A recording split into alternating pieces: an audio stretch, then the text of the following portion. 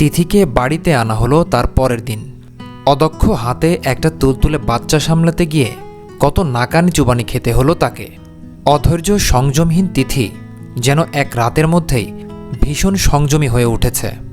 রাতে চোখ বুজে ঘুমাবে তার উপায় নেই। যেমন বাপ তেমন ছেলে।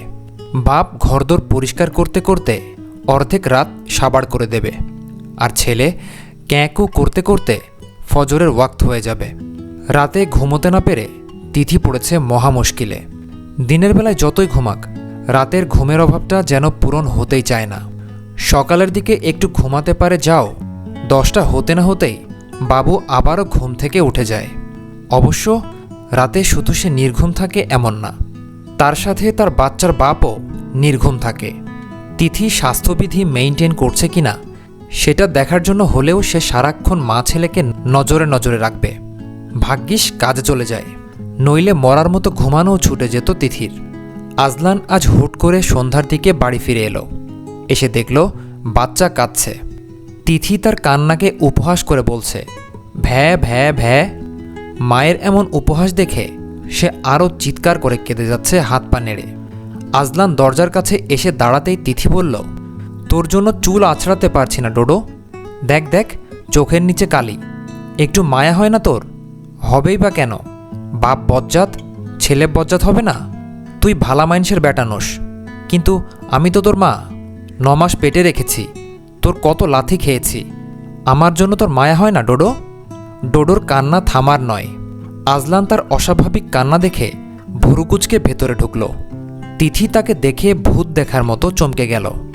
আজলান হ্যান্ডওয়াশ দিয়ে হাত ধুয়ে তোয়ালেতে হাত মুছতেই তিথি একটা ব্লু গ্যাস ম্যাচ নিয়ে এসে বলল, নাও নাও, আগুন ধরাও আগে।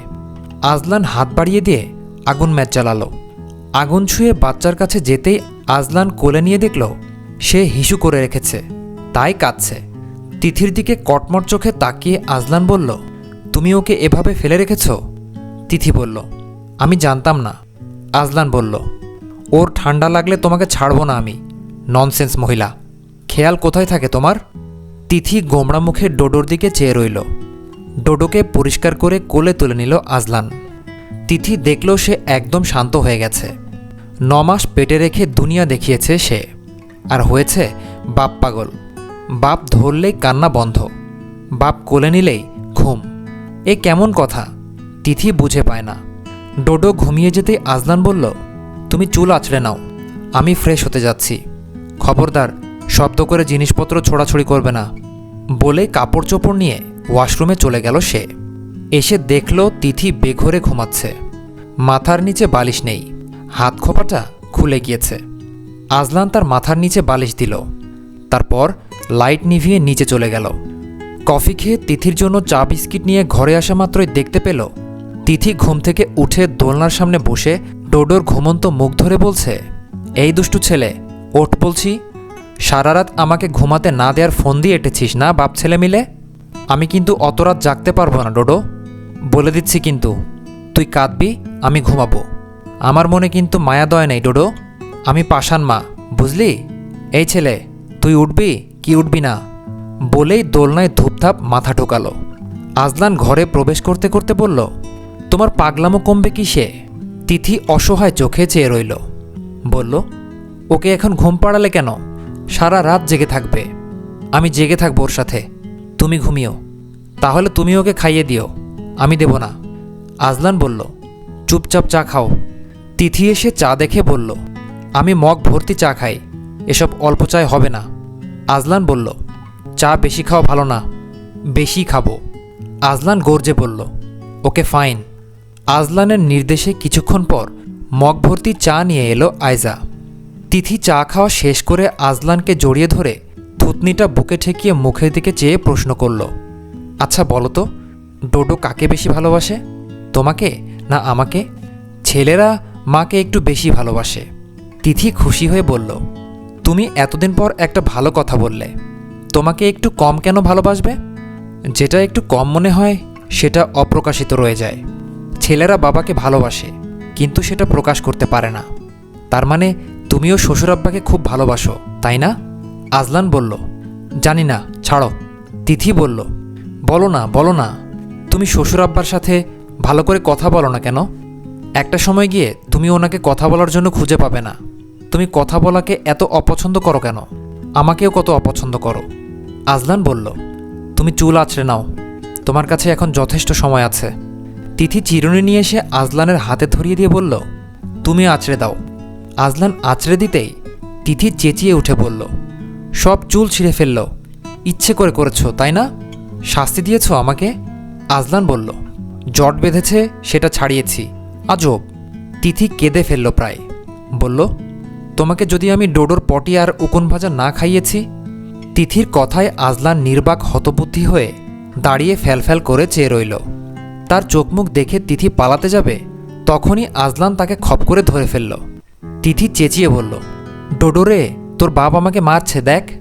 ডোডোর নামকরণ আর গরু জবাই করে আকিকা করা হলো 21তম দিনে। বেশ বড়সড় আয়োজন হয়েছে সেদিন। ওর পুরো নাম দেয়া হয়েছে শেখ তাসদিদ আইজান। মফিজ সাহেব আর মালেকা বেগমের খুশির শেষ নেই নাতিকে পেয়ে। তিনি এতটাই ব্যস্ত যেন সে ছেলের বিয়ে দিচ্ছে। আজলান তাকে সারাদিন আশেপাশে দেখেনি। নতুন নতুন কোল পেয়ে ডোডো ভীষণ খুশি। কোলে চড়ালে কান্না ভুলেও আসবে না তার। মেহমান কমে আসতেই তিথি রান্নাঘর থেকে ঘরে এসে হাজির হলো। আজলানের পাশে এসে বসে বলল, ডোডো আজ অনেক টাকা পেয়েছে জানো? শাশুমা অনেক টাকা কট করে নিয়েছে, নইলে আরও বেশি হতো। বলেই টাকাগুলো হিসাব করতে লাগলো। হিসাব শেষে বলল, 23,000 টাকা। তুমি যে আমাকে হাত খরচ দিয়েছ সেখানে কিছু আছে, সেগুলো সহ টোটাল হয়েছে 30,000 টাকা। শুনো, এগুলো দিয়ে আমি ডোডোর বউয়ের জন্য একটা নেকলেস বানাবো। আজলান বলল, গুড ডিসিশন। তিথি তাকে জড়িয়ে ধরে তার গালের দাড়িগুলোতে আঙুল গলিয়ে বলল, তোমাকে একটা দাড়ি ছাঁটাই করা মেশিন কিনে দেব, তুমি আমার গালটাল ছিঁড়ে ফেলো। আজলান কাজে বেরোনোর আগে পই পই করে বলে দিয়ে গেছে, মেহবুব, আইজানকে ভেজা অবস্থায় বেশিক্ষণ ফেলে রাখবে না। ওয়াশরুমে যাওয়ার আগে মাকে অথবা আইজাকে ডেকে নেবে। খাওয়ানোর পর ওকে কোলে নিয়ে বেশি দোল দেবে না, হাসাবে না। তিথি লক্ষ্মীটির মতো মাথা নেড়েছে। আজলান নিশ্চিন্তে কাজে গিয়েছে। ফিরতে দেরি হলেও তিথির জন্য একটা ফুল আনতে ভুলেনি, যদিও ফুলটা বাসি। সহকর্মী ওনার ওয়াইফের জন্য কেনার সময় একটা আজলানকে দিয়ে বলেছিল, আপনার বিবিকেও দেবেন, দেখবেন ভালোবাসার অভাব হবে না। ভালোবাসা শব্দে আজলানের এক প্রকার অ্যালার্জি আছে। বিয়ে করলে সংসার হবে, বাচ্চা কাচ্চা হবে, বউকে পরিমিত আদর সোহাগে রাখতে হবে, পাশাপাশি পরিমিত শাসনও করতে হবে। এটাই হচ্ছে মূল কথা। এখানে ভালোবাসা টালোবাসা শব্দগুলোর জায়গা কোথায়? যত সব অপ্রাসঙ্গিক কাব্যিক কথাবার্তাকে মানুষের মগজে ঢুকিয়ে দেওয়া হচ্ছে, যার ফলে সে এত আদর সোহাগে রাখার পরও তার বউ বলে সে কাঠখোট্টা মানুষ, রোম্যান্টিক নয়, প্রেমিক নয়। বিয়ের পর সাংসারিক ক্যাচাল নামক সুখ দুঃখ আনন্দ বেদনার মধ্যে জীবনের আসল স্বাদ খুঁজে নিতে হয়। সেখানে প্রেমের জায়গা কোথায়? বাচ্চা হওয়ার পর যেখানে বিছানায় ভালোমতো জায়গা হচ্ছে না, সেখানে আবার প্রেম না ছাই? এসব প্রেম ভালোবাসার মতো সস্তা সস্তা লেকচারগুলো কবি সাহিত্যিকরা আবিষ্কার না করলে প্রতিটা মানুষ সংসারী হওয়ার প্রতিযোগিতায় লেগে পড়ত। কিন্তু এখনকার মাথামোটা পাবলিকগুলো কবি সাহিত্যিক নামক উজবুকদের দ্বারা প্রভাবিত হয়ে প্রেম আর ভালোবাসার গভীর মর্মার্থ খুঁজতে গিয়ে স্বামী সংসার কিচ্ছু চেনে না। মাঝে মধ্যে বোধহয় স্বামীকে বলতে ভুলে যায়, কে গো তুমি, কোথায় থাকো, কোথা থেকে এসেছো, তুমি নারী না পুরুষ? ফুলটা আনার পর সেটাকে সে বেডসাইড টেবিলে রেখে ওয়াশরুমে চলে গিয়েছে। তিথি ফুলটা দেখা মাত্র চিৎকার চেঁচামেচি শুরু করে দিল। ফুলটা তার সহকর্মী দিয়েছে এই কথা তিথি বিশ্বাস করবে না। পুরুষ মানুষ কেন পুরুষ মানুষকে ফুল দেবে? এ অসম্ভব। সে কিনেছে এ কথাও ভুল, কারণ বাসি ফুল কেউ কিনবে না, তাও একটা। অতএব দাঁড়াচ্ছে ফুলটা কোনো মেয়ে মানুষ তাকে দিয়েছে। রাগারাগির ফাঁকে কান্নাকাটিও করে ফেলল তিথি। চুপ করে দাঁড়িয়ে দেখা ছাড়া আজলানের কিছুই করা রইল না। আজলান এমনিতেও রাতে ভালো করে ঘুমাতে পারে না। মা ছেলে দুজনেই বকবক করে। শ্বশুরের 22-23 বছরের বাচ্চাটা তার 2 মাস বয়সী বাচ্চাটার সাথে সারাক্ষণ বকবক তো রয়েছেই, সাথে সে কি হাসি, যেন তারা একে অপরের ভাষা বুঝে ফেলে। আজলান কানের উপর বালিশ চাপা দিয়েও ঘুমাতে পারে না।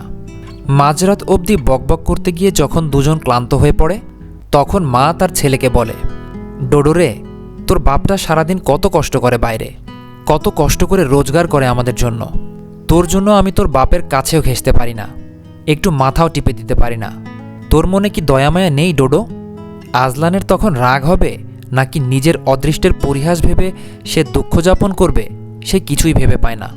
সেদিন কাজে বেরোনোর সময় আজলান দেখে তিথি ঘুমে ঢুলু ঢুলু চোখ নিয়ে কোনো মতে উঠে বসেছে। সে যাওয়ার সময় একটু এগিয়ে দেওয়ার জন্য ঘরের বাইরে বের হয়। আজও তাই। আয়জান তখন ঘুম। তার ঘুমন্ত মুখে কয়েকটা আদর দিয়ে আজলান বেরিয়ে যাওয়ার সময় যখন বলল, বাবুকে চোখে চোখে রাখবে, তিথি হাই তুলে বলে ওঠে, ও আমাকে চোখে চোখে রাখে যাতে তোমার কাছে না যেতে পারি। আজলান বলল, ননসেন্স মহিলা। তিথি বলল, তোমার সাদা পায়জামায় হলুদ হলুদ যে রংটাকে আমি তরকারির ঝোল বলেছি, ওটা আসলে ডোডোর পটির রং ছিল। আমি ভাই বুঝি না কিছু, ও খায় সাদা তরল জিনিস, পটি কেমনে হলুদ হয়? বেরোনোর সময় মাথা গরম করতে চায়নি আজলান, কিন্তু তিথির কথায় রাগ চেপে রাখতে পারেনি। বাহু চেপে ধরে বলল, পায়জামা ধুয়ে পরিষ্কার করে রাখবে, দাগটা না গেলে আমি তোমাকে সোজা করে দেব। তিথি বলল, আমি তো সেটাই চাই বস। একবার বের করে দেখো না, বাচ্চাকে ফিডার খাওয়াতে হাগুমুতু পরিষ্কার করতে কি মজা, হাড়ে হাড়ে বুঝবা। আজলান বাড়ি ফিরে ফ্রেশ হয়ে এসে ডোডোকে কোলে নিয়ে বাইরে ঘুরে আসে। কোলে নিয়ে হাঁটলে ডোডোর চাইতে খুশি আর কেউ হয় না। আজলান তার নরম নাকটাতে নিজের নাক ঘষে আদর করে। তখন অদ্ভুত অদ্ভুত শব্দ করে ডোডো, যেন কত কিছু বুঝে সে। হঠাৎ হঠাৎ ঢেকুর তুলে। ছোট্ট শরীরটার ঘ্রাণ অদ্ভুত লাগে আজলানের। কোনো কৃত্রিম সুগন্ধি মাখতে হয় না। তারপরও মিষ্টি একটা সুঘ্রাণ বাচ্চাটার গায়ে। আজলান তার গালে টুপটাপ আদর করে তাকে হাসালো, আর তার পরপরই গলগল করে দুধ বমি করে দিল সে। আজলান দেখল তার হাত আর বুকের কাছে শার্টটা ভরে গেছে বমিতে। তিথিকে ডাকতেই তিথি দৌড়ে এলো, হায় হায় করে বলল, যা খেলি সব বের করে দিলি ডোডো? তুমি আমাকে বকো, এখন নিজেই ওকে এমন করে হাসালে কেন? ও তো সব বের করে দিল। নিজে কি ওকে খাওয়াতে পারবে? ওকে খাওয়ানোর তো মুরুদ নেই, শুধু বের করে দেওয়ার মুরুদ আছে তোমার। আরও মুখে কত বড় বড় লেকচার। নিজের ওড়না দিয়ে সব বমি মুছে নিয়ে তিথি ডোডোকে কোলে নিয়ে যেতে যেতে বলতে লাগলো, হ্যাঁ রে ডোডো, তোর আক্কেল জ্ঞান কখন হবে? খাওয়া মাত্রই সব বের করে দিস। এখন কিছুক্ষণ পর আবার চিল্লাবি খিদে পেয়েছে বলে। আমার কি তোকে খাওয়ানো ছাড়া আর কোনো কাজ নেই? তোরও কি খাওয়া আর হাগুমুতু ছাড়া অন্য কোনো কাজ নেই? মায়ের হয়ে তোর বাপকে দুটো কথা তো বলতে পারিস না। হাতে হাতে কাজ করার মুরুদও তোর নেই, শুধু পারিস ভ্যা ভ্যা করে কাঁদতে। বেয়াদব ছেলে একটা। আর কাঁদিস না, তোদের বাপ ছেলের ঢং দেখলে বাঁচি না। আম্বিয়া বেগমের কোলেও বেশিক্ষণ ছেলেকে রাখবে না সে।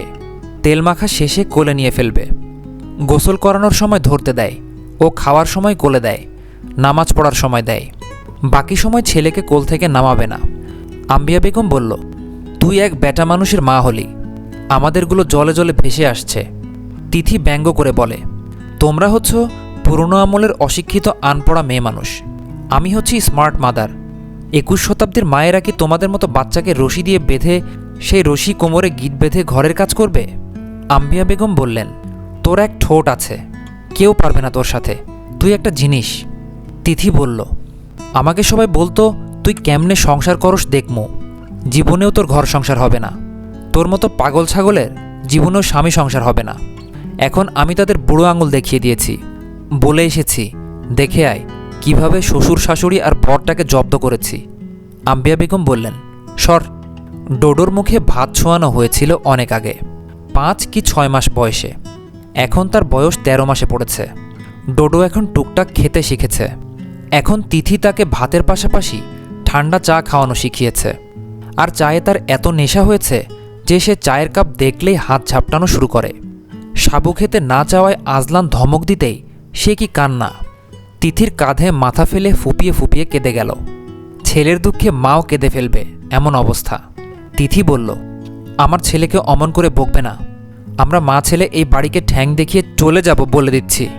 বলেই ডোডোকে বলল, ডোডো ডোডো, পা কোনটা দেখা তো, পা পা। ডোডো পা দুটো দোলাতে লাগলো। আজলান হতভম্ব হয়ে গেল। রেগে গিয়ে ডোডোর হাত পা বেঁধে দুধ খাইয়ে দিতে বলল, চুপচাপ খাও। মেহবুব, তুমি ওকে কি শেখাচ্ছ এসব? তিথি বলল, কচু, এসব কি হচ্ছে?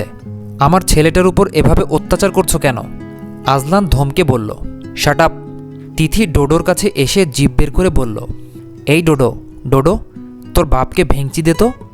ডোডো জিভ বের করে তাকালো আজলানের দিকে। আজলান অবাক হয়ে তাকাতেই তিথি হেসে উঠল। সাথে ডোডো খিকখিক করে হাসতে লাগল। রাগে আগুন হয়ে আজলান তিথিকে ধরতে যেতেই তিথি পালিয়ে গেল। আটঘাট বেঁধে আজলান তাকে ধরতে নেমেছে দেখে তিথি ছুটে এসে তাকে জাপটে জড়িয়ে ধরল। মুখ তুলে রাগান্বিত মুখটার দিকে তাকিয়ে বলল, আদর করার জন্য মিষ্টি সুরে ডাকতে হয়, এটা তুমি কবে শিখবে অফিসার? আজলান কিছু বলতে যাবে তার আগেই ডোডো ডোডো চোখ বন্ধ কর বলে তিথি চোখ বন্ধ করে দেখালো।